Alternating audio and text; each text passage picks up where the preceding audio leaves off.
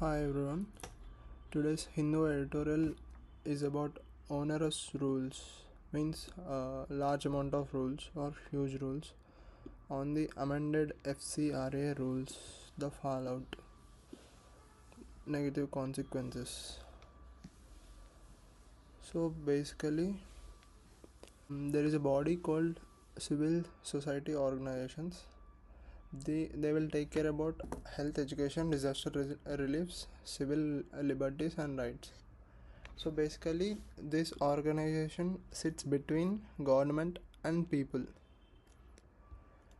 Now, what exactly the government is proposing was this FCRA 2010 Act was already imposed, and currently 2026 Act and the amendment rules were implemented. So in these rules, basically the author is trying to tell that these rules are very confined for NGOs to work on improvement. So basically NGOs are part of CSO.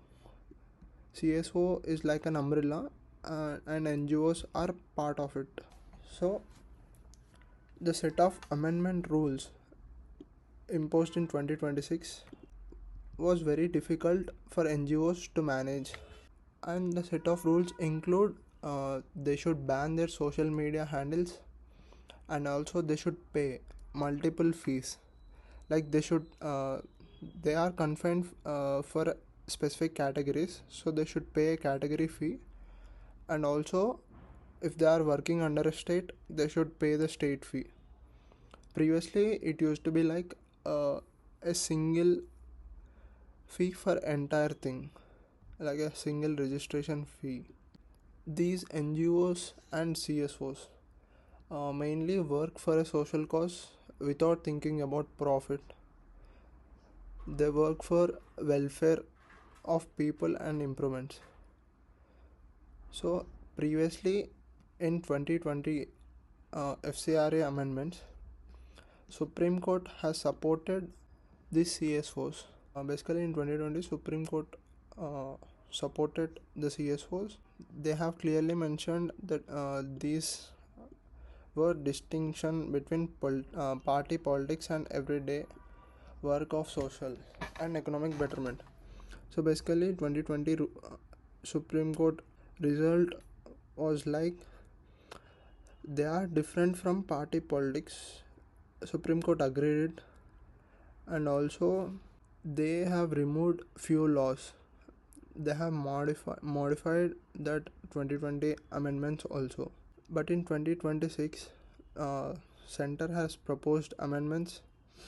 This was very confined for NGOs, and also many registrations were cancelled, surrendered or not renewed. So basically center is cancelling the registrations, saying that these are secretly happened. So this is the thing I got it from this editorial. So to understand it clearly, we have few key points.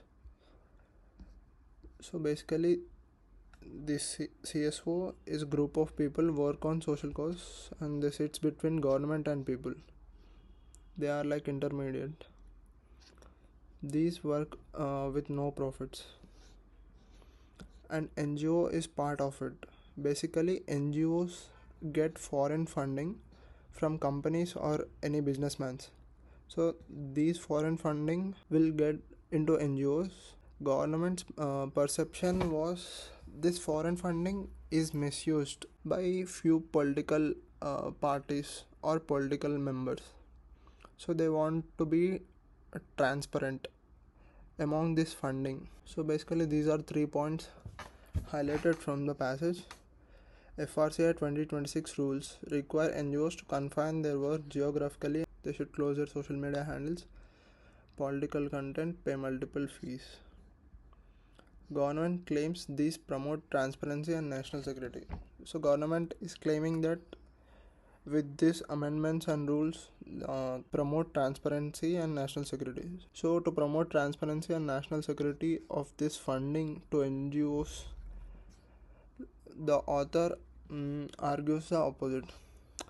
Like government is saying this, but author is not arguing the point.